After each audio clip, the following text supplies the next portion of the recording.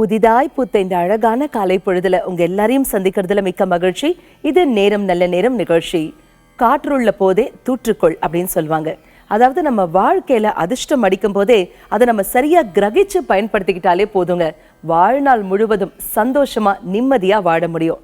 Sir, அது எப்படி முன்கூட்டியே தெரிஞ்சுக்கிறது, எப்படி கிரகிக்கிறது? அதற்குரிய வழியை உங்களுக்காகவே வகுத்து தருவதுதான் நம்ம நேரம் நல்ல நேரம் நிகழ்ச்சியின் சிறப்பு அம்சமே. நம்ம நிகழ்ச்சியில் இன்னைக்கு எண் கணிதம் குறித்த மிக தெளிவான விளக்கங்களை பகிர்ந்துக்கிறதுக்காக இங்க வருகை தந்திருக்காரு எண் கணித நிபுணர் திரு சாய்ராம் துலாதர்ஷன் அவர்கள். உங்களுடைய சந்தேகங்களையும் நீங்க எங்களுக்கு கால் பண்ணி கேட்கலாம். கால் பண்ண வேண்டிய எண்கள் 0444459595. வணக்கம் சார். வணக்கம். புதுயுகம் தொலைக்காட்சி நேயர்கள் அனைவருக்கும் எனது இனிய காலை வணக்கம். ஜெய் ஆஞ்சநேயா. ஓம் சாயீஸ்வராய வித்மஹே சத்யதேவாய தீமஹி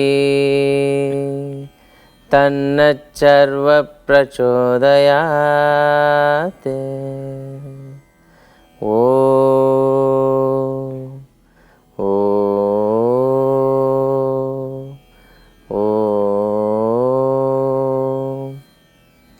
உக்ரம் வீரம் மகாவிஷ்ணும் ஜுவலந்தம் சர்வதோமுகம் ரிசிம்ஹம் பீஷ்ணம் பத்ரம் மிருத்யுர் நமாம்யகம்.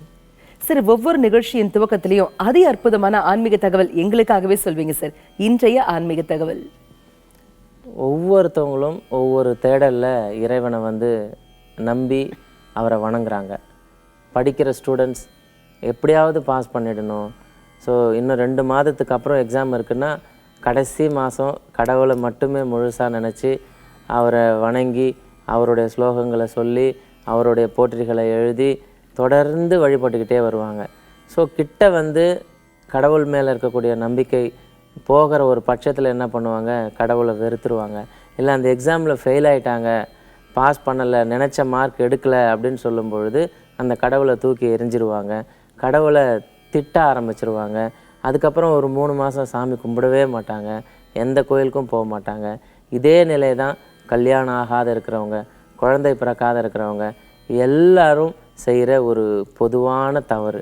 என்ன விஷயத்தை நம்ம புரிஞ்சுக்கணும் ஆன்மீகத்தில்னா, கடவுளே நீ என்னை கையை விட்டாலும் உன்னுடைய காலை நான் எப்பொழுதும் விட மாட்டேன் அப்படின்னு சொல்லிட்டு தொடர்ந்து நம்ம ஆலயங்களுக்கு சென்று இறைவனை மனதார வழிபட்டுக்கிட்டு வந்தாவே கடவுள் எந்தெந்த தருணத்தில் எந்தெந்த வயதில் நமக்கு என்னென்ன கொடுக்கணுமோ அதை கரெக்டாக கொடுப்பாரு. அதில் எந்த விதமான சந்தேகமும் கிடையாது. அதனால் கோபப்பட்டு ரொம்ப சின்சியராக சாமி கும்பிட்டுட்டு இருக்கிறவங்க நிறையா பேர் பார்த்திங்கன்னா ஃபோட்டோவை தூக்கி உடைச்சிருவாங்க. ஸோ அந்த மாதிரிலாம் இல்லாமல் மக்கள் அனைவரும் என்ன செய்யணுன்னா, நீ என்னை கைவிட்டாலும் நான் உன் காலை விட மாட்டேன் அப்படின்னு சொல்லிட்டு தொடர்ந்து வழிபட்டுட்டு வரணும். இதுதான் இன்னைக்குடைய தகவல். அற்புதமான ஆன்மீக தகவல் சொன்னீங்க சார். நேர இணைப்புல இருக்காங்க. வணக்கம், நேரம் நல்ல நேரம். யார் பேசுறீங்க? ஹலோ, வணக்கம் மேடம். வணக்கம் சார், யார் பேசுறீங்க? திருச்சி மாவட்டத்துல இருந்து வேல்சங்கர் பேசுறேங்க. வேல்சங்கர் சார், சொல்லுங்க, இன்னைக்கு யாருக்காக கேட்க போறீங்க? என் மனைவிங்க. அவங்களுடைய பெயர் with initial? A Jayanthi. Date of birth? 7/2/1975 madam. பிறந்த நேரம்? விடியற் காலத்து 4:10 AM. ஓகே, என்ன சார் கேட்கணும் உங்க மனைவிக்காக? மனைவி என்கணிதப்படி பேர் இருக்குதான் மாற்றம் செய்யலாம்னு பேருங்க. அவங்க இப்ப உடல் ஆரோக்கியமும் கொஞ்சம் குறைபாடு ஏதாவது சரி பண்றதுக்கும் இல்ல அரசாங்கம் கிடைக்கிறது இந்த பேர் கரெக்டுங்களா இல்ல வேற பேர் மாற்றுமான்னு ஐயாட்ட கேட்கணுங்க. கண்டிப்பா சார், இப்போ கணித்து சொல்வாரு, கேட்கலாம். ஐயா வணக்கங்க. வணக்கம். ஓம் ஸ்ரீ சாய்ராம். உங்களுடைய மனைவி என்ன ராசி நட்சத்திரம் சார்? தனுசு ராசி, தனுசு லக்கணம், 3 நட்சத்திரம். Okay, right. ஜெயந்தி அப்படின்ற நம்பர் 19 அப்படின்னு சொல்லக்கூடிய எண்களில் வரும். இனிஷியல் ஏ. அப்போ டோட்டலாக நம்ம கவுண்ட் பண்ணும்போது 20 அப்படின்னு சொல்லக்கூடிய சந்திரனுடைய ஆதிக்கத்தில் இருக்கிறதுனால இவங்க பிறந்திருக்கிறது 7ஆம் தேதி விடியற் காலை அப்படின்னு சொல்லும்போது கண்டிப்பாக அது 6ஆம் தேதிக்குரிய தேதியை தான் நம்ம எண்கணிதம் பார்க்கும்பொழுது எடுத்துக்கணும். 7 அப்படின்னு எடுத்தோம்னா நிறைய தவறுகள் நேர்ந்து அவர்களுடைய லைஃப்பில் எந்த விதமான பிரகாசமான வாய்ப்பும் கிடைக்காது. தற்சமயம் இப்போ நீங்கள் கேட்டிருக்கிற கேள்விக்கு உடல் சார்ந்த பிரச்சனைகள் எப்போ தீரும் அப்படின்னா, முதுகு சம்பந்தமான பிரச்சனைகள், சளி சம்பந்தமான பிரச்சனைகள், இது எல்லாமே இன்னும் ஒரு 1.5 வருடங்களுக்கு அப்புறம்தான் பரிபூர்ணமாக சரியாகும். அது சரியாகணும் அப்படின்னா நம்மளுடைய டோட்டல் ஜாதகத்தை தாங்கி பிடிக்கிற அளவுக்கு ஒரு கிரகம் இருக்கும்.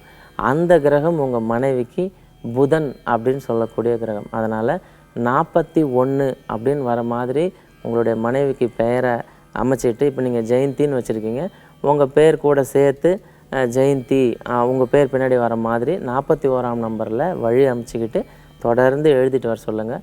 ஒரு 3 மாதத்திற்குள்ளே பிரச்சனை சரியாயிடும். பயப்பட வேண்டாம். அழைப்பிற்கு நன்றி. வணக்கம். நேரம் நல்ல நேரம். யார் பேசுறீங்க? ஹலோ, வணக்கம்மா. யார் பேசுறீங்க? வணக்கங்க. நான் திருவண்ணாமலை இருந்து பேசுறேங்க. உங்க பெயர்மா? என் பேர் அஜின்தாங்க. எங்க பொண்ணு சத்யாவுக்கு கேட்கணுங்க. ஓகே, சத்யாவோட இனிஷியல் சொல்லுங்க. R Sathya. Date of birth? SATHYA. ஓகேம்மா. Date of birth? 17/8/1990 காலை 8:34. என்னம்மா கேட்கணும் சத்யாக்காக? திருமணம் நடக்கலைங்க, தள்ளி இணைப்பு இருக்காது, கேட்கணும். சரி, இப்போ இதற்கான தீர்வு கொடுப்பாரு, கேட்கலாம். ஓம் ஸ்ரீ சாய்ராம். வணக்கம்மா. வணக்கம், சொல்லுங்க. பொதுவாகவே 8ஆம் தேதி, 17ஆம் தேதி, 26ஆம் தேதி இந்த 3 தேதியிலையும் பிறந்திருக்கிறவங்க ஆண்மகனாக இருந்தாலும் சரி, பெண்மணியாக இருந்தாலும் சரி, அவர்களுக்கு 35 வருடம் 37 வருடத்திற்கு பிறகு தான் 90% திருமணம் நடக்கிறதுக்கு வாய்ப்பு இருக்கும். இதில் 40% மக்கள் அவர்களுடைய பெயர் நான் ஓரளவுக்கு கரெக்டாக இருந்தாவே 25லேருந்து 27க்குள்ளே திருமணம் ஆகிடும். ஸோ தேதியும் இங்கே 8ஆம் எண் வருது, மாதமும் 8ஆம் எண் வருது. உங்கள் பெண்ணுடைய பிறந்த கூட்டுத்தொகை தேதி, மாதம், வருடம் இது எல்லாத்தையும் கூட்டினாலும் மறுபடியும் 8 தான் வரும். அதனால் ஆன்மீகம் சம்பந்தமான வாழ்க்கையும் சோஷியல் சர்வீஸ் சம்பந்தமான வாழ்க்கையும் தான் இவங்களுக்கு உகந்ததாக இருக்கும். இருந்தாலும் திருமணத்துக்காக ஒரு எண் சொல்கிறேன். அந்த எண்ணை ஒரு 15-20 நாள் பிரயோஜனப்படுத்த சொல்லுங்கள். முறையான நிபுணர்கிட்ட அணுகி அவங்களுக்கு பெயரை டோட்டலாக மாற்றணும். ஏன்னா சத்யானா 15ன்னு சொல்லக்கூடிய சுக்கிரனுடைய ஆதிக்கம்.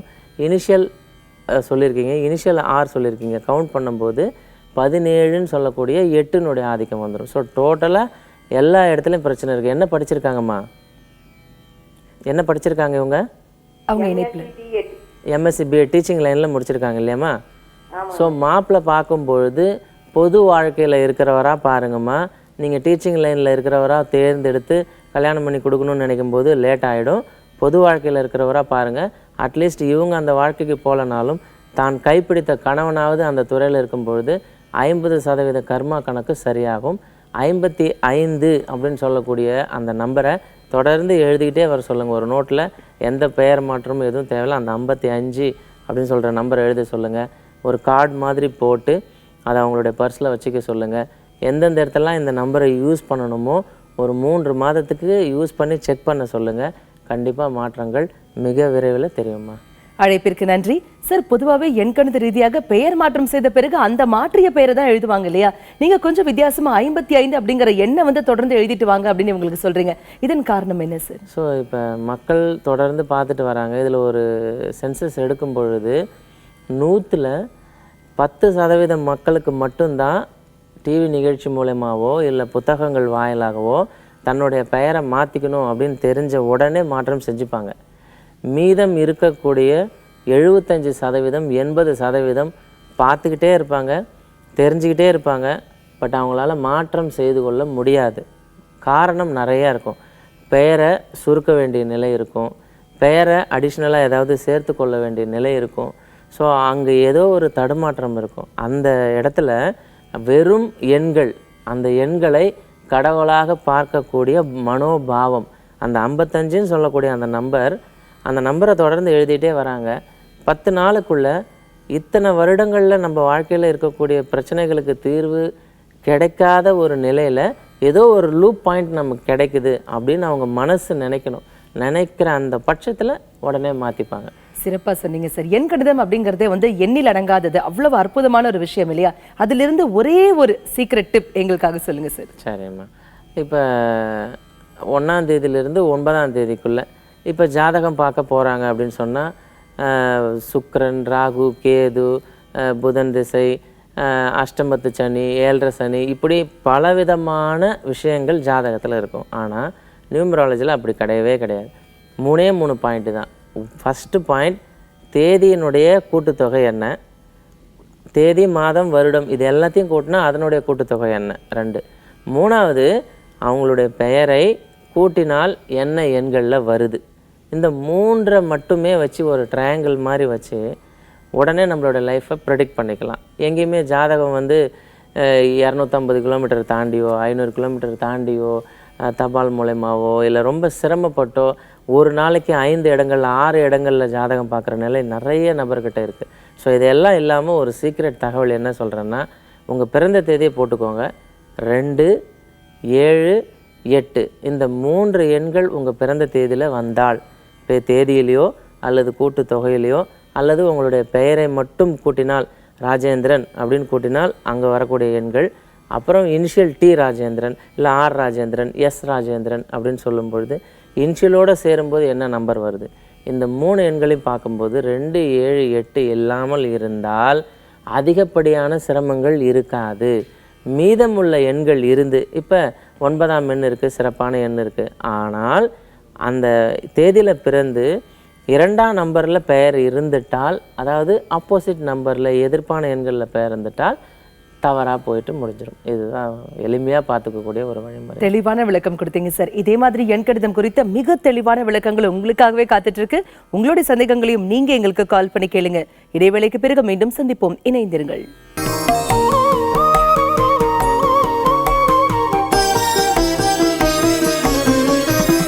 இடைவேளைக்கு பிறகு மீண்டும் உங்களை சந்திப்பதில் மிக்க மகிழ்ச்சி. இது நேரம் நல்ல நேரம் நிகழ்ச்சி. எண்கணிதம் குறித்த மிக தெளிவான விளக்கங்களை நம்மிடையே பகிர்ந்துட்டு இருக்காரு எண்கணித நிபுணர் திரு சாய்ராம் துலாதர்ஷன் அவர்கள். உங்களுடைய சந்தேகங்களையும் நீங்க எங்களுக்கு கால் பண்ணி கேட்கலாம். கால் பண்ண வேண்டிய எண்கள் 0444459595. சார், எப்படி கடல் இல்லாத அலை கிடையாதோ, எப்படி காற்று இல்லாத பூமி கிடையாதோ, அதே மாதிரி தான் சார் பிரச்சனை இல்லாத மனித வாழ்க்கை அப்படிங்கிறது கிடையாது அப்படின்னு சொல்லலாம். இதுல என்ன ஒரு விஷயம் அடங்கி இருக்குனாக்கா, இந்த பிரச்சனையை எப்படி அவன் சாமர்த்தியமாக கையாண்டு அதிலிருந்து வெற்றி பெறுகிறான் அப்படிங்கிறது தான் வாழ்க்கையின் முக்கியமான ஒரு விஷயம். இன்னைக்கு எங்களுக்காக ஏதாவது மனிதன் அன்றாடம் சந்திக்கக்கூடிய ஒரு பிரச்சனையை சொல்லி அதற்குரிய எண்கணித தீர்வையும் சொல்லுங்க சார். கண்டிப்பாக. பிரச்சனை அப்படின்னு எடுத்துக்கிட்டாவே ரொம்ப மோசமான எண்களில் பிறந்திருக்கிறவங்களுக்கு மட்டும்தான் வரும் அப்படின்னு எண்கணிதத்தில் நிறைய பரவலான பேச்சு இருக்குது. அது தவறுமா? 1ஆம் எண்ணிலிருந்து 9ஆம் எண்ணில் பிறந்திருக்கக்கூடிய அத்தனை மனிதர்களும் சந்திக்கக்கூடிய பிரச்சனைகள் எப்படி வருதுன்னா, அவர்களுடைய பிறந்த தேதி கூட்டுத்தொகை இந்த 2 எண்களுக்கும் எதிர்ப்பான அல்லது எதிர்மறையான தாக்கங்களை ஏற்படுத்தக்கூடிய எண்களில் பெயர் அமையும் போது தான். இப்போ உதாரணத்துக்கு பார்ப்போம். 1ஆம் தேதியில் பிறந்திருக்காங்க, கூட்டுத்தொகை 5 அப்படின்னு வருது. ஸோ தேதி எண் 1, கூட்டுத்தொகை 5. இந்த 2 எண்களுக்கும் ஃபேவரபிளான எண்கள், பொருத்தமான எண்கள், நியூமராலஜியில் சூப்பராக இருக்கக்கூடிய எண்கள் 1ஆம் எண் மற்றும் 9ஆம் எண். இந்த 2 எண்களும் சொல்லலாம். எதிர்ப்பான எண்கள்னு வரும்போது 7ஆம் எண், 8ஆம் எண். இப்போ 7ஆம் எண்ணில் வரும்பொழுது இந்த 7ஆம் எண் ஒருத்தருக்கு பேரில் இருக்குது அப்படின்னா, ஆரம்ப காலத்தில் ஃபஸ்ட் ரேங்க் எடுக்கக்கூடிய தகுதியில் அவர் பிறந்து இருந்தும் ஒரு தடவையும் அவரால் ஃபஸ்ட் ரேங்க் எடுக்கவே முடியாது. எஜுகேஷனில் இன்ட்ரெஸ்ட்டு குறைஞ்சிக்கிட்டே இருக்கும். ஸ்கூலுக்கு போகிறதே அவருக்கு பிடிக்காது. ஸோ எஜுகேஷன் பிரேக் ஆன உடனே அவரோட வேலையிலையும் பிரச்சனைகள் வரும், திருமணத்திலையும் பிரச்சனைகள் வரும், குழந்தை பாக்கியத்திலையும் பிரச்சனைகள் வரும். கவனிக்க வேண்டிய விஷயம் என்னென்னா, எப்போ நம்மளுடைய தேதின்றது விதி மாதிரி. ஸோ அந்த தேதிக்கு எதிர்ப்பான எண்களில் நம்ம பெயர் இருந்துக்கிட்டு இருக்கிற வரைக்கும், அது எத்தனை வாழ்நாள் வரைக்கும், 25 வயசு வரைக்கும் இருந்தாலும் சரி, இல்லை 45 வயது வரைக்கும் இருந்தாலும் சரி, இல்லை நம்மளோட வாழ்நாள் முழுக்க நம்ம மாற்றாமல் அப்படியே இருந்தாலும் சரி, அந்த தாக்கம் இருந்து கொண்டே இருக்கும். இன்னும் மேலே இது ஒரு படி விளக்கணும் அப்படின்னு சொன்னால், ராகு கேது தோஷத்தை எடுத்துக்குவோம். 4 அப்படின்னா ராகு, 7 அப்படின்னா கேது. 4ஆம் தேதியில் பிறந்து 7ஆம் எண்களில் ஒருவருக்கு பெயர் இருக்கும் பொழுது ராகு கேது தோஷம் இருப்பதாக அர்த்தம். ஸோ இப்போ இவங்க எல்லா புண்ணிய ஸ்தலங்களுக்கும் போயிட்டு அந்த தோஷ நிவர்த்தி என்னென்ன வழிமுறைகள் சாஸ்திரத்தில் இருக்கோ எல்லாமே செஞ்சிடுறாங்கன்னு வச்சுப்போம். செஞ்சிட்டா திரும்ப வரும்பொழுது அவர்களுடைய பெயரை எழுதும் பொழுது அவர்களுடைய வழக்கங்களில் இருக்கும் பொழுது அந்த 7ன்னு சொல்லக்கூடிய பெயர் எண்கள் இருந்துக்கிட்டு தானே இருக்குது, அந்த 4ன்னு சொல்லக்கூடிய பிறந்த தேதி இருந்துட்டு தானே இருக்குது. அப்போ பரிபூர்ணமாக இன்னும் கடவுள் ஆசீர்வாதம் கொடுத்து அந்த பெயரில் இருக்கக்கூடியதை மாற்ற விடலை அப்படின்றது தான் அர்த்தம். அப்போ தோஷ நிவர்த்தி செய்கிறோமே சார், அதனால வாழ்க்கை மாறாதா? தோஷ நிவர்த்தி செய்யும் பொழுது 10 பேர் செய்கிறோம், அதில் 8 பேருக்கு மட்டும்தான் பெயர் மாற்றம் செய்து கொள்ளக்கூடிய நிலை கொடுப்பார். அப்போ அந்த 8 பேரும் 100% வாழ்க்கையை வாழ போகிறாங்கன்னு அர்த்தம். மீதம் இருக்கக்கூடிய 2 நபர்களுக்கு 75% வாழ்க்கையை அப்லிஃப்ட் பண்ணி கொடுக்குறாரு. ஸோ எல்லா பிரச்சனைக்குமே தீர்வு உடனே அப்படின்னு சொன்னால் இந்த உலகத்தில் பிரச்சனைகளே இல்லாமல் போயிடும். அதனால் ஒவ்வொரு குடும்பத்திலையும் ஒவ்வொரு மனிதர்களுக்கும் பிரச்சனையிலிருந்து ஒரு சில சதவீதத்தை மட்டுமே உயர்த்தி கொள்வதற்கு கடவுள் வாய்ப்பு கொடுப்பாரே தவிர அனைவருக்கும் 100% வாய்ப்பை வழங்குவது கிடையாது. தெளிவான விளக்கங்கள் கொடுத்தீங்க சார். நேர இணைப்புல இருக்காங்க. வணக்கம், நேரம் நல்ல நேரம். யார் பேசுறீங்க? ஜெயா, சென்னை. சொல்லுங்க ஜெயாமா, இன்னைக்கு யாருக்காக கேட்க போறீங்க? என் டாக்டருக்காக மேடம். அவங்க பேர் with initial? V Viswanathan Aishwarya. Okay. Date of birth? 3/10/95. பிறந்த நேரம்? 12 PM. ஓகே. என்னம்மா கேட்கணும் இன்னைக்கு உங்க மகளுக்காக? 4th இயர் பிளேஸ்மெண்ட் போயிட்டு இருக்கு மேடம். ஃபைனல் இயர் இன்ஜினியரிங் பண்ணிட்டு இருக்காங்க. சரிங்க. ஜாப் கேரியர் எப்படி இருக்கும், அவங்களுக்கு நினைச்ச இடத்துல வேலை கிடைக்கும் அப்படின்னு கேட்கறதுக்கு. கண்டிப்பா சார். இப்போ கணித்து சொல்வாரு, கேட்கலாம். ஓம் ஸ்ரீ சாய்ராம். குட் மார்னிங்மா. குட் மார்னிங்மா. உங்களுக்கு எத்தனாவது குழந்தைம்மா இவங்க? முதல் டாக்டர் சார். முதல் டாக்டர். சரி, ரைட்டுமா. எஜுகேஷன் பொறுத்த வரைக்கும் நான் சொன்ன மாதிரி 3ஆம் எண்ணில் தான் பிறந்திருக்காங்க. நல்ல ஸ்கோப் இருக்குமா. ஒரு விஷயத்தை வந்து தெளிவாக புரிகிற மாதிரி சொல்லுவாங்க. இவங்களுக்கு நீங்கள் எப்படி கொண்டுட்டு போகணும் அப்படின்னு சொன்னால், என்ன எஜுகேஷன் படித்தாலும் என்ன ஹையர் எஜுகேஷன் படித்தாலும் டீச்சிங் சம்மந்தமாக அதில் இருக்கிற மாதிரி பார்த்துக்கோங்க. ரொம்ப சிறப்பாக இருக்கும் லைஃபு. ஒரே ஒரு பிரச்சனை என்ன இருக்குன்னா, லைஃப் வந்து ரொம்ப பொறுமையாக தேர் மாதிரி போகும். ஒரு கார் மாதிரி ஃபாஸ்ட்டாக போகும்னு நம்ம எதிர்பார்க்க முடியாதுமா. அதுக்காக ஒரு நம்பர் சொல்கிறேன், அந்த நம்பரை பயன்படுத்திக்கிட்டு வாங்க. ஒரு கடவுள் சொல்கிறேன், முருகப்பெருமானுக்கு தொடர்ந்து 6 வாரம் வந்து கோயிலுக்கு கூப்பிட்டு போயிட்டு வாங்க பாப்பாவை. அதுக்கப்புறம் ஷீரடி ஒரு தடவை கூட்டிகிட்டு போயிட்டு வாங்க. அவங்களோட ஜென்ம தோஷம் விலகிறதுக்கு இது ஒரு வாய்ப்பாக இருக்கும். 2வது, அவங்க பெயரில் அமைச்சிக்கக்கூடிய எண்கள் அப்படின்னு சொல்லும்போது 63மா. ஏன்னா இந்த எண்கள் இருந்தால் மட்டும்தான் ரொம்ப தைரியமாகவும் ரொம்ப கான்ஃபிடென்ட்டாகவும் இருப்பாங்க. வணக்கம்மா. அழைப்பிற்கு நன்றி. வணக்கம், நேரம் நல்ல நேரம். யார் பேசுறீங்க? ஹலோ, வணக்கம்மா, யார் பேசுறீங்க? திருச்சியிலேருந்து பேசுறாங்க. என் பையனுக்காக கேட்கணும். அவருடைய பெயர் with initial? S Vinodkumar. Date of birth? 9/10/1991. பிறந்த நேரம்? 11:45. மதியமா? கேட்கணும். ஆமா, 11 காலை. ஓகேம்மா, என்னம்மா கேட்கணும் அவருக்காக? படிச்சுட்டு பிஇ படிச்சுட்டு வேலை இல்லாம இருக்கிறோம். கவர்மெண்ட் ஜாப் கிடைக்குமா? கண்டிப்பா. 2வது, இந்த நெத்தியில கொஞ்சம் வெள்ளை கலந்து இருக்கு ஆரோக்கியத்துல தோல்ல. ஓகேம்மா சார், இப்போ இதற்கான பதில்கள் சொல்வாரு, கேட்கலாம். ஓம் ஸ்ரீ சாய்ராம். வணக்கம்மா. வணக்கம் சார். வணக்கம்மா. எத்தனாவது குழந்தைம்மா இவர் உங்களுக்கு? மொதல் குழந்தை சார். மொதல் குழந்தை. பிறக்கும் பொழுது நார்மல் டெலிவரியா சிசேரியனாம்மா? சிசேரியன். சிசேரியன். 3.5 கிலோவுக்கு மேலே இருந்தாரா? ஆமா சார். ஓகேம்மா. இப்போ பிறந்த தேதி வந்து 9ன்னு சொன்னீங்க இல்லையா? ஆமா சார். அவருடைய வருடம் வந்து 91. ஆமா சார். ஸோ பிறந்த தேதியில் 9ன்னு சொல்லக்கூடிய செவ்வாயினுடைய எண்கள் வந்துருச்சு. அவருடைய வருடத்தில் நம்ம வந்து கூட்டும்பொழுது சந்திரன் சொல்லக்கூடிய எண்கள் 9, 2 இந்த 2 எண்களும் சந்திக்கும் பொழுது விபத்து ஏற்பட்டுருமா. அதனால தான் அவருடைய நெத்தி பகுதியில் வந்து காயம் இருக்குது அப்படின்னு சொல்லியிருக்கீங்க. படிப்பும் வந்து அதுதாம்மா, படிப்பும் வந்து தடைப்பட்டிருக்குன்னு சொல்லியிருக்கீங்க. இது 2த்துக்குமே ஒரு தீர்வாக அமையணும் அப்படின்னு சொன்னால், இவருடைய டோட்டல் ஜாதகத்துக்கு காம்ப்ரமைஸ் பண்ணக்கூடிய ஒரு கிரகத்தை தேர்ந்தெடுக்கணும். அந்த கிரகம் சூரியன் சார்ந்த கிரகம் தான். ஏன்னா இதை செய்யக்கூடாது அப்படின்னு நீங்கள் சொல்லும் பொழுது அதை செஞ்சுட்டு உட்காருவார். ஏன் இதை செய்யக்கூடாதா, நான் செஞ்சு தான் பார்ப்பேன் அப்படின்னு சொல்லி விதண்டாவிதமாக செய்யக்கூடிய பிறவியில் பிறந்திருக்காரு. அவர்கிட்ட கொஞ்சம் கேர்ஃபுல்லாக ஹேண்டில் பண்ணுங்கள். கடுமையான வார்த்தைகள் சொல்லிட்டிங்கன்னா தூரம் போயிடுவார். 1 நாள் இல்லை 2 நாள் கழித்து தான் வீட்டுக்கு வருவார். அந்த மாதிரி உங்களை அலைக்கழிப்புக்கு விட்டுடுவார். படிப்புக்கு ரொம்ப முக்கியத்துவம் கொடுத்து அவரை திட்டாதீங்க. சூரிய நமஸ்காரம் பண்ணுறதுக்கு பழக்கப்படுத்துங்க. 19 அப்படின்னு சொல்லக்கூடிய அந்த நம்பர் அவருடைய வாழ்க்கையை டோட்டலாக மாற்றி அமைக்கக்கூடிய வல்லமை படைத்தது. அவருடைய படிப்பு இல்லை, உத்தியோகம், குழந்தை எல்லாமே அவர் இப்படி இருந்த பிள்ளையா இப்படி மாறிட்டாரு அப்படின்னு சொல்லக்கூடிய அளவில் இருக்கும். ஒரு நல்ல நிபுணரை அணுகி அந்த எண்களில் பெயர் அமைச்சுக்கோங்க. சிறப்பான வாழ்க்கையை எதிர்பார்க்கலாமா. அழைப்பிற்கு நன்றி சார். நம்ம வந்து பெயர் மாற்றம் செய்து கொள்ளும் போது நீங்க சொல்ற மாதிரி எண்கணித ரீதியாக மாற்றி அமைக்கும் போது கண்டிப்பா அந்த விஷயம்லாம் கவனிக்கணும் அப்படின்னாக்க நீங்க எதை சொல்வீங்க? என்ன விஷயத்துக்காக நம்ம பெயர் மாற்றம் செஞ்சுக்கிறோம் அப்படின்றது ஒரு பாயிண்ட் நம்ம உறுதியாக இருக்கணும். ரெண்டாவது, நம்மளுடைய மனமும் நம்மளுடைய வாழ்க்கையும் ஒரு மாதிரி இருக்காது. ஏன்னா ஒருத்தவருக்கு வந்து கலெக்டருக்கு தான் படிக்கணும் அப்படின்றது விதியாக இருக்கும்.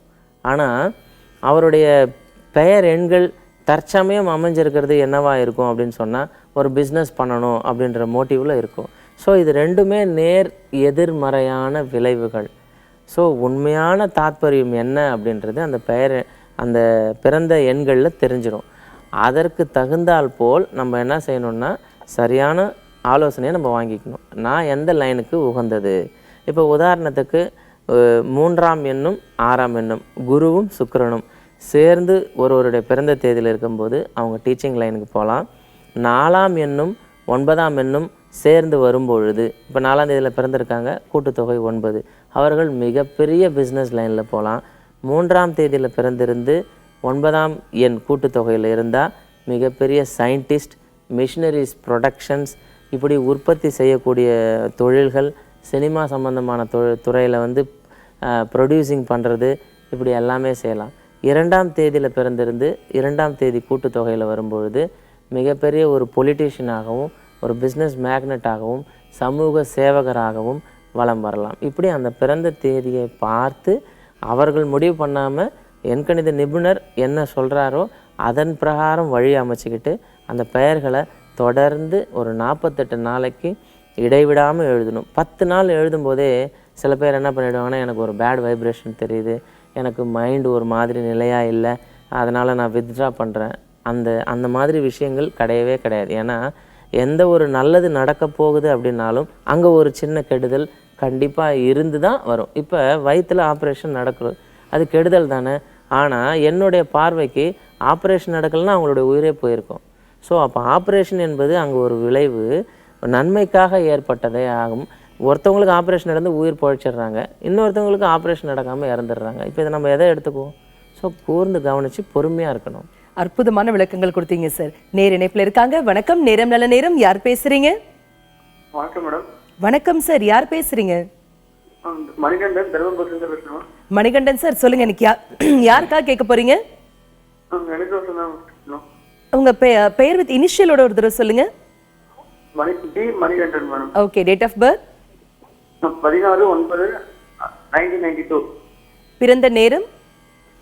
காலையில 10:30 மேம். ஓகே, என்ன சார் கேட்கணும் இன்னைக்கு உங்களுக்காக? என்னோட நேம் கரெக்டா இருக்கா? எந்த வேலையும் கரெக்டா நடக்கல. ஹாஸ்பிட்டல்ல நான் ஒர்க் பண்ண நம்பி படிச்சிருக்கேன். ஓகே, கரெக்டா ஒர்க் பண்ண முடியல. என்னோட நேம் நல்லா இருக்குது. ஓகே மணிகண்டன் சார், கவலைப்படாதீங்க சார், இதற்கான தீர்வுகள் இப்ப கொடுப்பாரு, கேட்கலாம். ஓம் ஸ்ரீ சாய்ராம். வணக்கம் சார். வணக்கம் சார். வணக்கம். இப்போ என்னோடய நிகழ்ச்சியில் சொல்லியிருக்கேன், 7, 16, 25 இந்த 3 தேதிகள்லையும் பிறந்திருக்கிறவங்க 7ஆம் எண் ஆதிக்கக்காரங்க. இவர்களுக்கு வந்து பெயரை ஆரம்பிக்கக்கூடிய சீரியல் நம்பர் அதை நம்ம கவனிக்கணும். எப்படின்னா இப்போ மணிகண்டன் அப்படின்னா 29, இனிஷியல் என்ன சொன்னீங்க? D Manikandan. So D Manikandan டோட்டலாக சேர்க்கும் பொழுது 33ன்னு சொல்லக்கூடிய சுக்கிரனுடைய ஆதிக்கத்தில் இருக்குது. ஸோ 7, 16, 25 பிறந்திருக்கிற யாராக இருந்தாலும், எந்த ஊரில் இருந்தாலும் சரி, எந்த கண்ட்ரியில் இருந்தாலும் சரி, அவர்களுக்கு அவருடைய பெயர் எண்கள் 30லிருந்து ஆரம்பித்து 39க்குள்ளேயோ 40லிருந்து ஆரம்பித்து 49க்குள்ளேயோ கண்டிப்பாக வரக்கூடாது. ஸோ 30 சீரியலில் வந்தால் அடிக்கடி விபத்துகள் வரும், ஏறி இறங்கக்கூடிய இடங்கள் எல்லாம் ஃபெயிலியர் வரும். 40ன்னு சொல்லக்கூடிய சீரியலில் இருந்தால் திருமண வாழ்க்கை பாதிப்படைந்து விவாகரத்தில் முடியும். அதனால் இது ரெண்டும் கவனமாக கையாளணும். அழைப்பிற்கு நன்றி சார். எண்கணிதம் குறித்த நிறைய விளக்கங்கள் பகிர்ந்துக்கிட்டீங்க சார். அதி அற்புதமான ஆன்மீக தகவல். குறிப்பா எண்கணித ரீதியாக ஒருத்தர் பெயர் மாற்றி அமைக்க வேண்டும் அப்படின்னு நினைக்கிறாங்கன்னா அவங்க கவனிக்க வேண்டிய விஷயம் என்ன அப்படிங்கறத பத்தி நிறைய விளக்கங்கள் கொடுத்தீங்க சார். மிக்க நன்றி. மிக்க நன்றிம்மா. இன்று இந்த மண்ணுலகில் பிறக்கக்கூடிய அத்தனை குழந்தைகளுக்கும் நியூமராலஜி முறை பிரகாரம் நல்ல பெயரெண்கள் அமைய வேண்டும் என்று இறைவனை பிரார்த்தனை செய்கின்றேன். இவ்வளவு நேரம் நாம எண்கணிதம் குறித்த தெளிவான விளக்கங்கள் தெரிஞ்சுக்கிட்டோம் இல்லையா? அடுத்ததாக வாஸ்து குறித்த நிறைய விளக்கங்கள் உங்களுக்காகவே காத்துட்டு இருக்கு. உங்களுடைய சந்தேகங்களையும் நீங்க எங்களுக்கு கால் பண்ணி கேளுங்க. இடைவேளைக்கு பிறகு மீண்டும் சந்திப்போம். இணைந்திருங்கள்.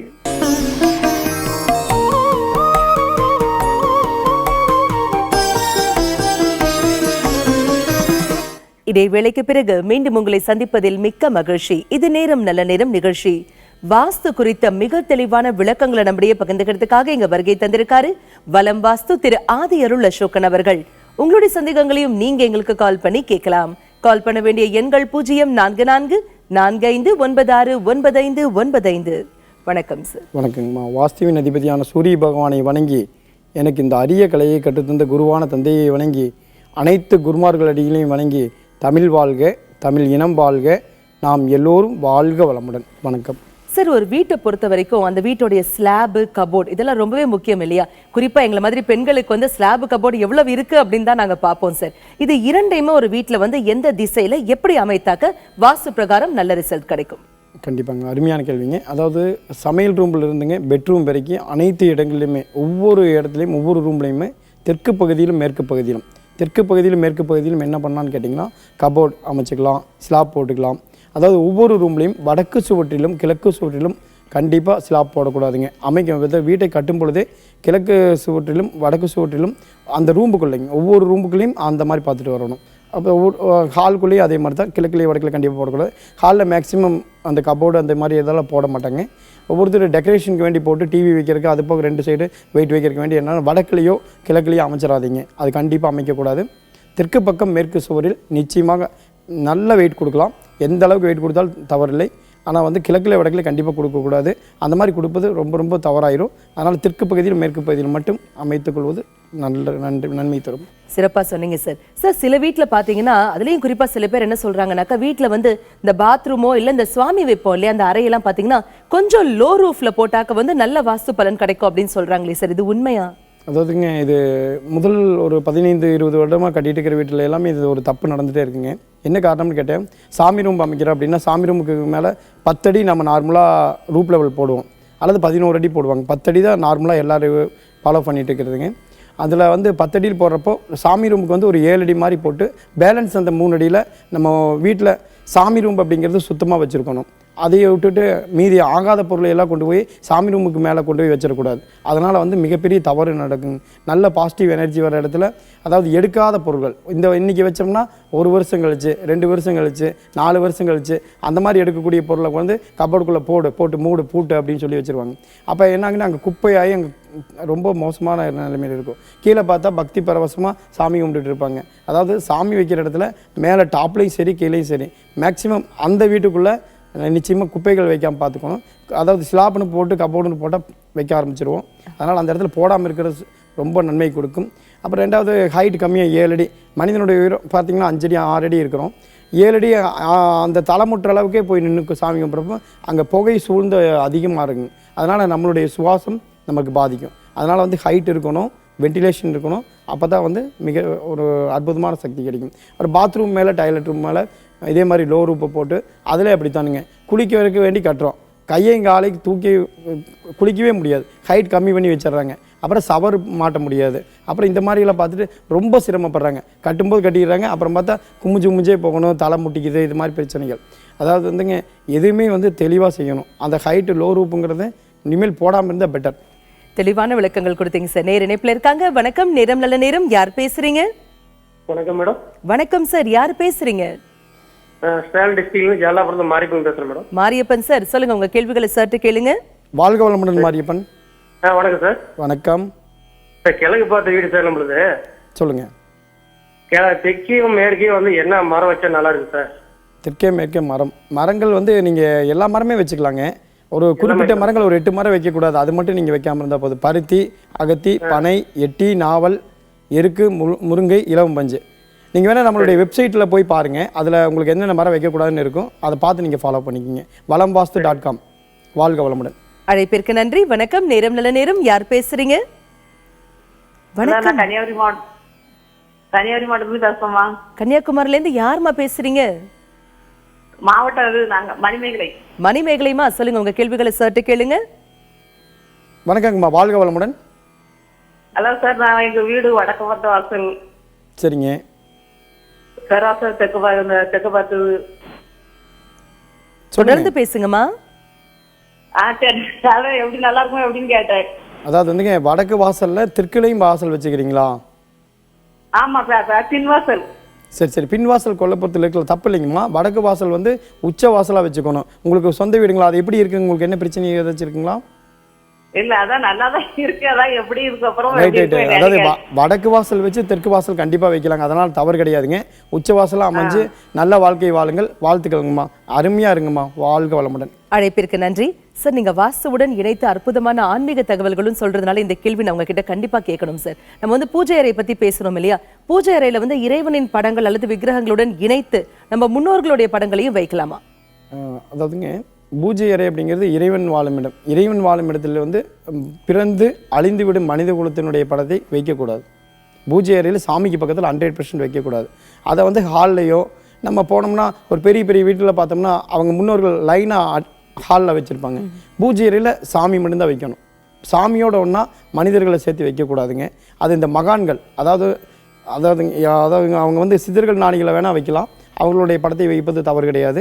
அதுபோக மனிதர்களுடைய படம் கண்டிப்பாக வைக்கக்கூடாது. தெளிவான விளக்கம் கொடுத்தீங்க சார். நேர இணைப்பில் இருக்காங்க. வணக்கம். நேரம் நல்ல நேரம். யார் பேசுறீங்க? Hello sir. ஹலோ, குன்றத்தூர் பேசுறேன் மேடம். சொல்லுங்க சார், உங்க கேள்விகளை சற்று கேளுங்க.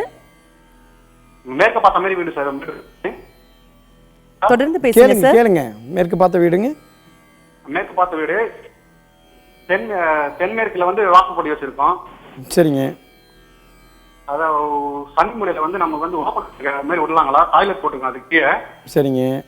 இப்போ நீங்கள் வந்து சனி முறையில விட்டுருக்கேன். நீங்கள் சொல்கிறது அத்தனையுமே வாஸ்துக்கு எகெயின்ஸ்டாக இருக்குதுங்க. கண்டிப்பாக நீங்கள் எவ்வளோ வருஷம் ஆச்சுங்க வீடு கட்டி? இல்ல வீடு கட்டிட்டு இருக்கேன், அந்த முடியல, அது தடப்பட்டுட்டே இருக்கு. நீங்கள் வந்து கண்டிப்பாக வாஸ்து பார்த்துக்குங்க. ஏன்னு தெரியுங்களா? இப்போ நீங்கள் வந்து உங்களுடைய செலவு ஒரு 5 லட்சத்துலேருந்து 50 லட்சமோ அல்லது 1 கோடி வரைக்கும் நீங்கள் கட்டுவீங்க.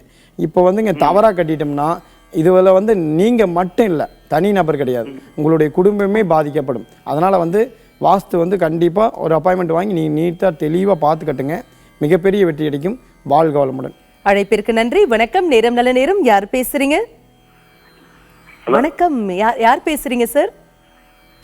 மேடம், நான் ராஜபுரத்திலிருந்து விநாயகர் பேசுறேன் மேடம். சொல்லுங்க சார், உங்க கேள்விகளை சற்று கேளுங்க. வாழ்க வளமுடன். சொல்லுங்க சார். நான் எனக்கு மகர ராசி அவிட்ட நட்சத்திரம். இந்த பக்கம் பார்த்து வீடு கட்டினா ராசிக்கு நல்லா இருக்கு சார். சார், உங்கள் மனைவிக்கு உங்கள் குழந்தைகளுக்கெல்லாம் மாறிடுங்க. அதனால் எல்லா திசையுமே நன்மை தான். பிரபஞ்சத்தில் அனைத்து இடங்களுமே மனிதன் வாழக்கூடிய தகுதி தான். இதில் இது எனக்கு நீ கல்யாணம் ஆகல சார். இல்லை அப்பா அம்மா கூட இருக்காங்களா? இல்லை, அப்பா இறந்துட்டு அம்மா மட்டும்தான் இருக்கும். ரைட். இப்போ எப்படி இருந்தாலும் உங்களுக்கு வந்து தனியாக நீங்கள் வாழ முடியாது. அதனால் ஒரு நபருக்கு ஜாதகத்தை பொறுத்து வீடு கிடையாதுங்க. பிரபஞ்சத்தில் எந்த திசையை வச்சு வேணாலும் வீடு கட்டலாம். அதை வந்து பஞ்சபூதங்களுடைய அருளோட வாஸ்துப்படி கட்டணுங்க. வாஸ்துப்படி வைக்கிறப்ப உங்களுக்கு மிகப்பெரிய வெற்றி கிடைக்கும். நீங்கள் எந்த திசை மனை வாங்கியிருக்கிறீங்க? மனம் வந்து எனக்கு வடக்க பார்த்து இருக்கு சார். ஓகே, நல்லா இருக்குங்க. அற்புதமாக வாழலாம். அது வாஸ்துப்படி நீங்கள் அமைச்சுக்குங்க. எந்த ராசியில் பிறந்திருந்தாலும் எந்த திசையில் வேணாலும் வீடு கட்டி கொள்ளலாம். அதனால் தப்பு கிடையாது. அதில் வந்து வாஸ்துப்படி பிரபஞ்சத்தினுடைய நன்மைகள் அனைத்தும், அதாவது பஞ்சபூதங்களுடைய அருளை வாங்குற மாதிரி நம்ம வீடு கட்டிட்டோம்னா அந்த வீடு வந்துங்க வாழ்நாள் முழுவதும் நீங்கள் வாழக்கூடிய நாட்கள் அத்தனையுமே மிகப்பெரிய வெற்றிகளை கொடுக்கும். வாழ்க வளமுடன்.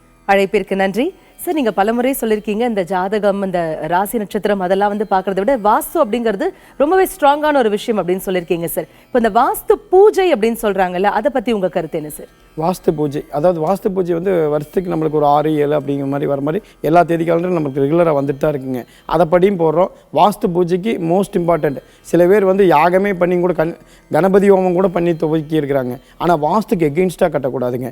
வாஸ்து என்பது வந்துங்க இறைவன், நீர், நிலம், காற்று, ஆகாயம், நெருப்பு, அதனுடைய போக்கில் அதை விடணும். அதுக்கு ஆப்போசிட்டாக நம்ம பூஜைகளை நல்லா பண்ணுறோம். வாஸ்து டைமிங் பார்த்து பண்ணுறோம். வாஸ்துக்கு எல்லாம் முக்கியத்துவம் கொடுக்குறோம். வாஸ்துக்கு ஆப்போசிட்டாக வீட்டை கட்டிட்டோம்னு வச்சுக்கோங்க, நிச்சயமாக அதாவது வந்துங்க வண்டி கண்டிப்பாக ரன்னிங் ஆகாது. அதனால் நிச்சயமாக வாஸ்து பூஜைக்கு முக்கியத்துவம் கொடுப்பதை விட வாஸ்து நாளே போட முடியலன்னா கூட ஒரு நல்ல ஒரு சுபமுகூர்த்த நாளில் நம்ம பூஜை போட்டு ஆரம்பிச்சுக்கலாம். அதனால் தவறு கிடையாதுங்க. ஆனால் வந்து வாஸ்துக்கு தான் முக்கியத்துவம் கொடுக்கணும். அது பிரபஞ்சத்தில் உள்ள பஞ்சபூதங்கள் மிகப்பெரிய வெற்றியாளர், அதாவது மதத்துக்கு அப்பாற்பட்டது, மனிதனுக்கு உட்பட்டது. ஆகவே பிரபஞ்சத்தில் இருக்கக்கூடிய சக்தி நிச்சயமாக ஜெயிக்கும். யதார்த்தமான அதே சமயம் சிறப்பான விளக்கம் கொடுத்தீங்க சார். இதே மாதிரி வாஸ்து குறித்த மிக தெளிவான விளக்கங்கள், குறிப்பாக வீட்டை விட சாலை உயரமாக இருக்கலாமா, இதை பத்தி வாஸ்து என்ன சொல்லுது? இடைவேளைக்கு பிறகு தெரிந்து கொள்வோம். இணைந்திருங்கள்.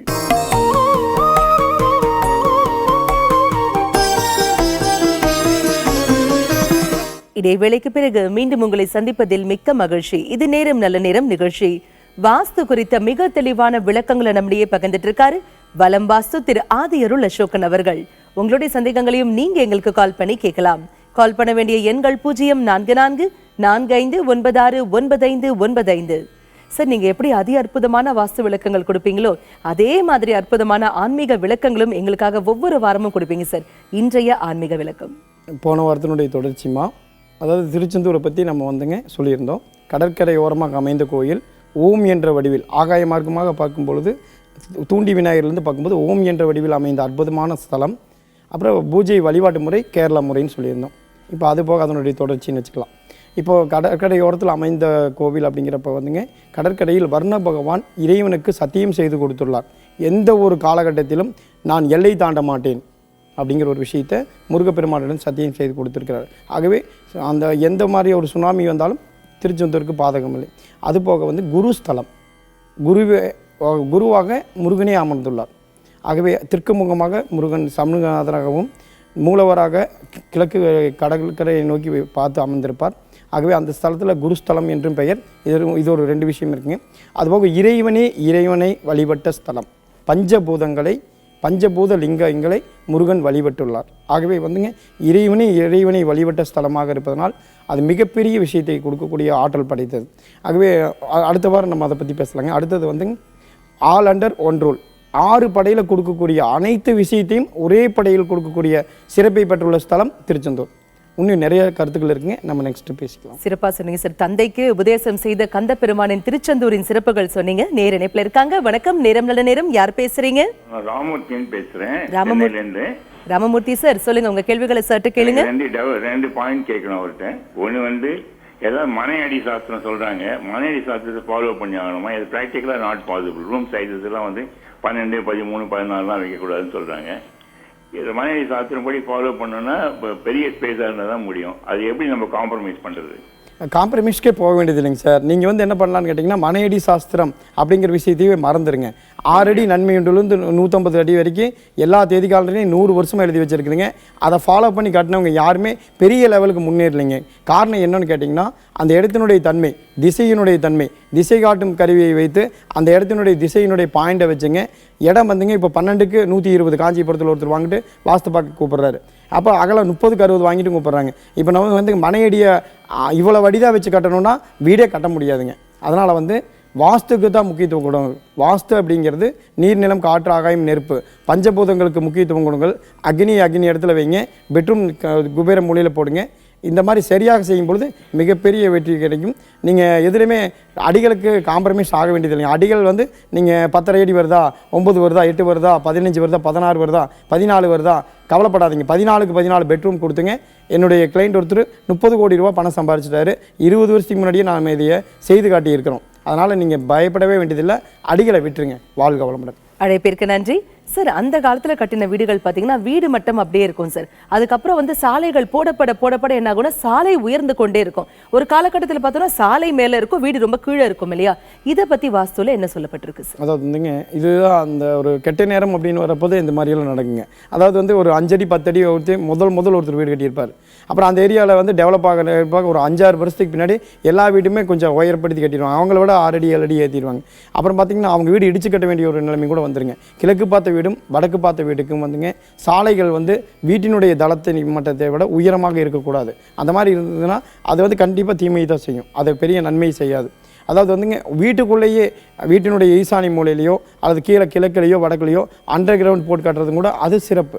அது மிகப்பெரிய வெற்றி கொடுக்கும். ஆனால் வீடு கீழிருந்து வீட்டை விட ரோடு ஒரு 6 அடி 7 அடி உயரம் ஆயிடுச்சுன்னா பெட்டர் சொல்யூஷன் என்னன்னு கேட்டிங்கன்னா, ஒன்றா அதை அண்டர் கிரவுண்டாக பண்ணிக்கணும், அல்லது கண்டிப்பாக இடிச்சுட்டு டொமாலிஷ் பண்ணிட்டு கட்டுறது தான் பெட்டர் தென். ஏன்னு கேட்டிங்கன்னா, அதுலேயே நிறைய பேர்த்தோட லைஃப் ரொம்ப இப்போ பார்த்ததில் பார்த்தீங்கன்னா அனுபவத்திலேயே பார்த்துருக்கலாம். அதில் பார்க்குறப்ப அவங்களுடைய வாழ்க்கை முதல்ல ஏறுமுகமாக இருந்தவங்க இறங்குமுகம் தேய்விரையாக போயிட்டுருக்கு. அவங்களுடைய வாழ்க்கையினுடைய உச்சத்துக்கு மறுபடியும் போக முடியுமான்னு பார்த்தா ரோடு சாலை அதிகமானதாக காரணம். அவங்க வீடு வாஸ்துப்படி தான் கட்டியிருப்பாங்க. வீட்டில் குறையே இருக்காது. இப்போ நம்ம போய் பார்க்குற இடத்துல பூராமே 95% எல்லாத்துக்குமே வாஸ்து தெரியுங்க. அந்த டியூனிங் பாயிண்ட் வண்டி ஸ்டார்ட் ஆக மாட்டேங்குது சார், சொல்லுங்கள் அப்படின்னு தான் கூப்பிட்றாங்க. இப்போ இங்கேயும் மட்டும் இல்லைங்க, நம்ம மலேசியா போனப்போ அதே பிரச்சனை தான். எல்லா ஏரியாலையும் இதுதான் சொல்கிறாங்க. அப்போ பார்த்தீங்கன்னா இப்போ வாஸ்து எல்லாத்துக்குமே தெரியுதுங்க. ஏதோ ஒரு புக்கை படிச்சுட்டு அவங்க வாட்டில் பண்ணிடுறாங்க. அப்புறம் பண்ணி முடிச்சுட்டு ரிசல்ட் கிடைக்கலைங்கிறப்ப தான் நம்மளை அனுப்புகிறாங்க. நான் என்ன சொல்கிறேன்னு கேட்டிங்கன்னா, வாஸ்தை நீங்கள் கற்றுக்கொள்ள ஆசைப்படாதீர்கள். ஏன்னு கேட்டிங்கன்னா, அதுக்குரிய நபர்களை விட்டு பார்த்து தெளிவாக கட்டிக்கிங்க பெட்டர். ஏன்னு கேட்டிங்கன்னா, எல்லாத்தையும் கற்றுக்கணும் நேரம் இல்லைங்க. நம்ம வாழக்கூடிய வாழ்க்கையில் நம்ம வேலை செய்யறதுக்கு யார் செய்ய போகிறோம், அந்த வேலையை சிறப்பாக செய்யுங்க. அதில் நம்ம வின் பண்ணிடலாம். வாஸ்துக்குரிய நபர்களை கூப்பிட்டு வாஸ்து பாருங்க, மிகப்பெரிய வெற்றி கிடைக்கும். வாழ்க வளமுடன். தெளிவான விளக்கங்கள் கொடுத்தீங்க சார். நேர இணைப்புல இருக்காங்க. வணக்கம், நேரம் நல்ல நேரம். யார் பேசுறீங்க? வணக்கம்மா. வணக்கம்மா, யார் பேசுறீங்க? தர்மபுரியில இருந்து பேசுறேங்கம்மா, ஜோதி பேசுறேங்கம்மா. ஜோதிமா, சொல்லுங்க உங்க கேள்விகளை சார்ட்ட கேளுங்க. வாழ்க வளமுடன். வணக்கம் சார். வணக்கம். வளமுடன் சார். சொல்லுங்கம்மா. 4வது முறையா உங்களுக்கு எனக்கு கால் பண்ணி ரொம்ப சந்தோஷம் சார். சொல்லுங்கம்மா. பையன் இங்க தர்மபுரியில இருந்து சில மாற்றங்கள் செய்ய சொன்னீங்க சார். அது கொஞ்சம் செய்யறதுக்கு முடியாதனால பையனுக்கு சென்னையிலே வீடு பார்க்கலாம்னு இருக்கோம் சார். அவனுடைய ராசி பிரகாரம் மேசராசி அஸ்வினி 4ஆம் பாதம். எந்த திசையில வடபழனியில பாக்கலாங்களா இல்ல மதுரையில பாக்கலாங்களா?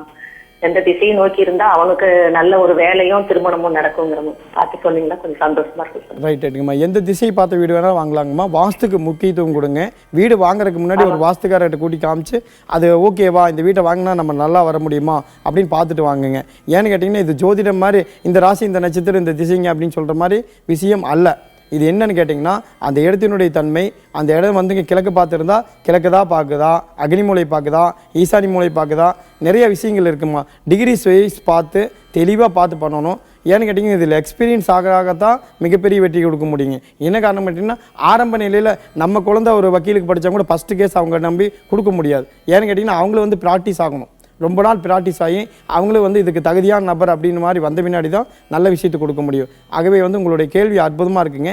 நீங்கள் தருமபுரியில் இருக்கிற வீடு சரி பண்ணிக்கிங்க. அதை சரி பண்ணாமல் எந்த வீட்டில் எங்கே போய் தொலாவினீங்கனாலும், இப்போ நான் வந்து இங்கே கட்டுற வீடு நல்லா இல்லாமல் புது இடத்துல போய் லண்டனில் போய் தொலாவினாலும் அங்கேயும் நம்மளுக்கு அது சம்மந்தப்பட்ட வீடே தான் கிடைக்கும். இங்கே அக்னிமூலை வீட்டில் இருந்தால் அக்னிமூலை வீடாக தான் அங்கேயும் கிடைக்கும். அதே மாதிரி தான் நான் நிறைய பேர்த்து பார்த்துருக்குறேங்க. ஏன்னா இருக்கிற இடத்த முதல் க்யூர் பண்ணிக்கிங்க. அப்புறம் உங்களுக்கு புதுசாக போகிறப்போ எல்லாமே நல்லா கிடைக்குங்கம்மா. வாழ்க வளமுடன். அழைப்பிற்கு நன்றி. வணக்கம், நேரம் நல்ல நேரம். யாரு பேசுறீங்க? வணக்கம், இணைப்புல இருக்கீங்க. பேர் சொல்லுங்க. ஹலோ, நான் ஜோதி பேசுறேன் மேடம். ஜோதிமா, டிவி வால்யூம் ஃபுல்லா கம்மி பண்ணிடுங்க. சார்ட்ட உங்க கேள்வியை கேளுங்க. சிவகாசியில இருந்து ஜோதி பேசுறேன் மேடம். சொல்லுங்க ஜோதிமா. வாழ்க வளமுடன். சார், எங்க வீடு வந்து மேற்கு பார்த்த வாசப்படி சார். சரிங்கம்மா. தென்மேற்குல இந்த சைட்ல பாத்ரூம் கக்கூஸ் இருக்கு. நாங்க பழைய வீட்டை தான் வாங்கினது சார். அதை எடுத்து கட்டணும்னா இன்னும் முடியவே மாட்டேங்குது சார். அதாவது கட்டின வீட்டை வாங்கிட்டீங்க, அதில் தென்மேற்கு மூலையில் அக்னி மூலையில் டாய்லெட் பாத்ரூம் இருக்குது, செப்டி டேங்க் அங்கே தான் இருக்கும். அதாவது வந்துங்க ஒருத்தர் விற்கிறாங்கனாவே அதில் வந்துங்கம்மா கண்டிப்பாக அவங்க வந்து முடியாமல் தான் விற்கிறாங்க ஏதோ ஒரு சூழலில். அது கொடுக்குறப்ப என்ன பண்ணணும்னு கேட்டிங்கன்னா, நாம் வாங்கி அதை திருத்திக்கணும்.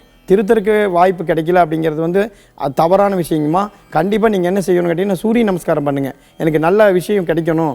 ஏன்னு கேட்டிங்கன்னா, நாம் என்ன ஒரு நல்லா வாழக்கூடிய வாழ்க்கையை வாழணும் அப்படின்னு விதி இருந்ததுன்னா நமக்கு நல்ல வீடே கிடைக்குங்க. இந்த மாதிரி வீடுகளை வாங்கும் பொழுது கண்டிப்பாக அதை வந்து வாஸ்துப்படி சரி பண்ணிக்கிங்க. நீங்கள் சரி பண்ணுறதுக்கு வாய்ப்பே இல்லைன்னு சொல்கிறத விட வாய்ப்பை உருவாக்குங்க. வாய்ப்புங்கிறது தானாக வரவே வராது யாருக்குமே. வாய்ப்பு கிடைக்க விட்டால் வாய்ப்பை உருவாக்கி பழகிக்கொள்ளுங்கள். அதாவது சூரிய பகவான்கிட்ட கேளுங்க, மிகப்பெரிய வெற்றியாளராக வரணும், எங்களுக்கு வாஸ்துப்படி நல்லபடியாக அமையணும் அப்படின்னு சொல்லி தினம்தோறும் ஒரு 12 தோப்புக்கரணம் போடுங்க. சூரியன் இளஞ்சூரியனை கண்ணால் பாருங்கள். ஒரு 12 தோப்புக்கரணம் போட்டு கும்பிட்டுட்டே இருங்க. கண்டிப்பாக உங்களுக்கு அந்த வாய்ப்பு கிடைச்சிருமா. வாழ்த்துக்கள். வாழ்க வளமுடன். அழைப்பிற்கு நன்றி. சார், இன்னைக்கு வாஸ்து குறித்த நிறைய விளக்கங்கள் பகிர்ந்துட்டீங்க சார். அற்புதமான ஆன்மீக தகவல்களும் எங்களுக்காக சொன்னீங்க. நிறைய பேருடைய கேள்விகளுக்கு தெளிவான பதில்களும் கொடுத்தீங்க சார். மிக்க நன்றி. மிக்க நன்றிங்கம்மா. அனைவரும் சூரிய நமஸ்காரம் செய்து வாழ்க்கையில் மிகப்பெரிய வெற்றியாளராக வர வேண்டும். சூரியனை கண்களால் பார்க்க வேண்டும். சூரியனை கண்களால் பிறந்த குழந்தைக்கு மட்டும் காட்டுறீங்க. வயதானவர்கள் வரைக்கும் 99 வயசு வரைக்குமே எல்லாருமே பார்க்கணும். எல்லாருமே பார்த்தா உடலில் ஆரோக்கியம் வரும். நிச்சயமாக புற்றுநோய் சம்மந்தப்பட்டதும் கூட வராதுங்க. நிச்சயமாக சூரிய பகவானை காமிங்க, நல்லா பாருங்கள். பார்த்துட்டு 12 தோப்புக்கரணம் போட்டுங்க. மிகப்பெரிய வெற்றி கிடைக்கும். வாழ்க வளமுடன். இன்னைக்கு நம்ம நிகழ்ச்சியில எண் கணிதம் மற்றும் வாஸ்து குறித்த தெளிவான விளக்கங்கள் தெரிஞ்சுக்கிட்டோம் இல்லையா? இதே மாதிரி ஒவ்வொரு நாளும் ஜோதிடம் குறித்தும் ஜோதிடம் சார்ந்த பல பரிமாணங்கள் குறித்தும் மிக தெளிவான விளக்கங்களை தொடர்ந்து தெரிஞ்சுக்க போறோம். மீண்டும் நாளை காலை சந்திப்போம். அதுவரை நன்றி, வணக்கம்.